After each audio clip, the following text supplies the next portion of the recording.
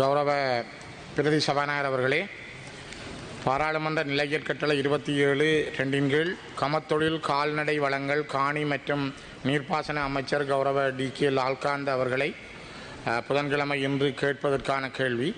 இலங்கை மக்களின் பிரதான வாழ்வாதார தொழிலாக அமைந்திருப்பது விவசாயம்.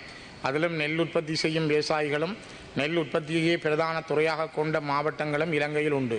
2024-25 காலப்பகுதியில் பெய்த கனமழை காரணமாக நாட்டின் பல மாவட்டங்களில் நெற்செய்கை வீழ்ச்சியடைந்துள்ளது. தங்களது சிறு கையிருப்புகளை வைத்து விவசாய செய்கையில் ஈடுபட்ட, அதிலும் குறிப்பாக வடக்கு கிழக்கு மாகாணங்களில் பருவகால காலபோக நெற்செய்கையில் ஈடுபட்ட விவசாயிகள் இந்த பாதிப்பினால் கையறு நிலைக்கு வந்துள்ளார்கள். பலர் அடுத்த சிறுபோக விதைப்பு பற்றி சிந்திக்க முடியாத அளவுக்கு நட்டமடைந்துள்ள விவசாயிகள் தம்மை அடுத்த கட்டத்திற்கு தூக்கி விடுமாறு கோருகின்றனர். கேள்வி 1. இந்த அடிப்படையில் நாடு பூராகவும் வெள்ளத்தால் அழிவடைந்துள்ள நெல் விவசாய நிலங்களின் அளவு எவ்வளவு? 2. எத்தனை விவசாயிகள் பாதிக்கப்பட்டுள்ளனர்? 3. பாதிக்கப்பட்ட விவசாயிகளுக்கான காப்புறுதி, நட்ட ஈடு அல்லது நிவாரணம் வழங்கும் திட்டம் ஏதேனும் அரசால் முன்னெடுக்கப்பட்டுள்ளதா? 4. வடக்கு கிழக்கு மாகாணங்களில் எத்தனை ஏக்கர் நெல் விவசாய நிலங்கள் பாதிப்படைந்துள்ளன? அதற்கான நிவாரண திட்டம் யாது? ගරු නියෝජ්‍ය කතානායකතුමනි, ගරු මන්ත්‍රීතුමාගේ ප්‍රශ්නයට අවශ්‍ය කරන ඇතැම් තොරතුරු දත්ත යම් ප්‍රමාණයක් ලබා ගැනීමට නියමිතව තිබෙනවා. එම නිසා එතුමාගේ ප්‍රශ්නය සඳහා සති 2ක කාලයක් ලබා දෙන ලෙස ඉල්ලා සිටිනවා.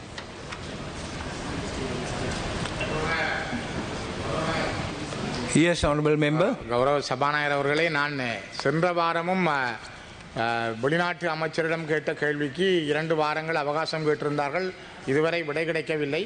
இப்பொழுதும் நீங்கள் உங்களுடைய அந்த அவகாச காலத்தை நான் ஏற்றுக்கொள்கிறேன். தயவு செய்து விடை தாருங்கள். குறிப்பாக இது உடனடியாக செய்யப்பட வேண்டிய விஷயம். கௌரவ சபாநாயகர் அவர்களே, இந்த வயல்கள், அழிவடைந்திருக்கிற வயல் நிலங்கள், குறிப்பாக நான் கிளிநொச்சி மாவட்டத்தில் எடுத்த வெள்ளத்தால் பாதிக்கப்பட்ட வயல் நிலங்களுடைய படங்கள் இவை.